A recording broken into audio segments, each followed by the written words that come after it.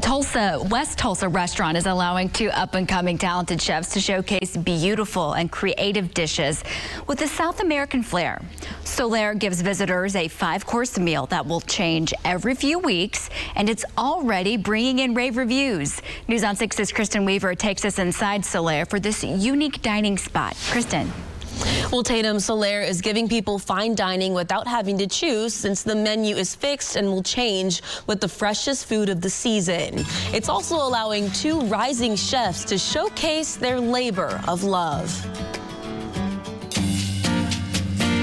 From its lush green lawns to stunning event space, the Silo Event Center in West Tulsa is now home to an intimate and beautiful fine dining restaurant, Solaire. I was extremely excited, honestly, because it does mold a little bit into the concept that I wanted to do always. Chefs Gabe Lazarde and Rankin are the owners and minds behind the innovative menu and somewhat fell into this job. The restaurant was previously run by legendary Tulsa chef Paul Wilson, who died in a bike accident last year. The chefs had a mutual friend with the event center owner who gave them a chance. We just said we would be stupid not to dive in, fully committed to this. Solaire offers a 5-course fixed menu that will change every several weeks. The first menu rolled out Valentine's Day and was heavily inspired by Chef Gabe's Venezuelan heritage. I moved here when I was about 19 years old. I grew up with my grandma, and she was a trained chef. Some of his recipes are straight from his grandma, like his sun-dried tomatoes that take 2 days and are a top-secret staple in the menu. When I make the spice blend, I'm kind of just in a corner by myself, just throwing things and making it happen. Chef Jeremiah has worked in restaurants his whole life. Now 26, he and Gabe are in a band together when they're not fine dining chefs. It's insane. I never thought that I would be at this point in my life. I didn't grow up thinking, I'm going to be a chef. But they're already proving their talent, and the food speaks for itself. I like the idea of not being in a box, so we're definitely using a lot of South American influence, but that doesn't mean that everything's going to be strictly traditional.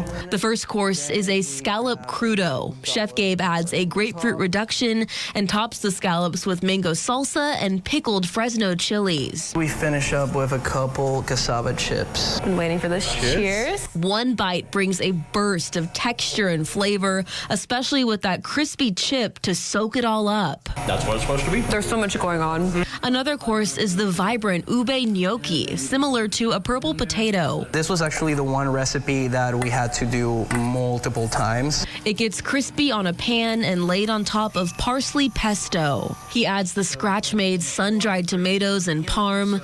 The gnocchi is pillowy and tangy and delicious. This is something that you don't see much in general, but certainly not in Tulsa.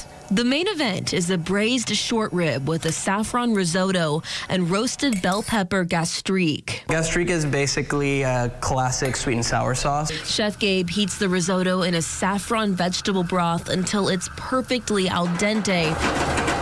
That is not an easy task. Not overcooked, but not undercooked. So you gotta have a little bit of a bite to it. He adds seasoning, and then cold butter goes in at the end. That risotto has so much flavor in it. Then comes that 8-hour braised short rib, which gets the jammy gastrique on top. That gastrique is like candy. Don't worry, the menu wouldn't be complete without a sweet. Chef Jeremiah is making rum-salted caramel to complete a Basque cheesecake. It is amazing. He drizzles it on the burnt Spanish dessert and adds flaky salt. And there you go. Chef Gabe and myself approve. Knockout. So does photojournalist Michael Woods. That's awesome. Every dish brings something wildly unique with hours of preparation that go into each bite. We've had a few repeat customers, which is kind of crazy because it's the same menu. Shall we? The two chefs say they may still be making a name for themselves, but they hope by pushing the boundaries and bringing inventive dishes to Solaire, this restaurant will soon become a staple. We're really happy with our product, and it is almost shocking how well received it's been. We just want to keep getting better with it. It was so delicious. So right now, Solaire is only open on Friday and Saturday by reservation only. That menu is set to change at the end of the month, but they're hoping to be open a few more days once they start getting the word out that they exist.